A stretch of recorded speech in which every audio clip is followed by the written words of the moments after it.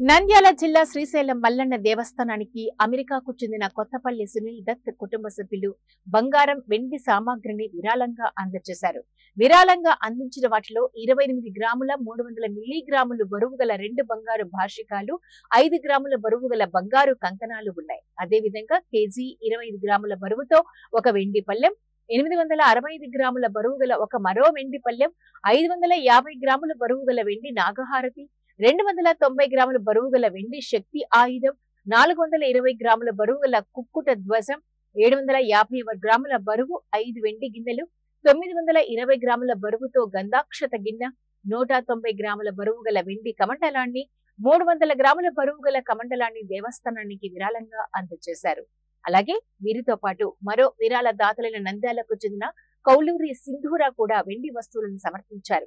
వీటిలో 810 గ్రాముల బరువు గల వెండి పళ్ళెం, 350 గ్రాముల బరువు గల వెండి పళ్ళెం, 615 గ్రాముల బరువు గల 3 వెండి చెంబులను విరాళంగా అందజేశారు.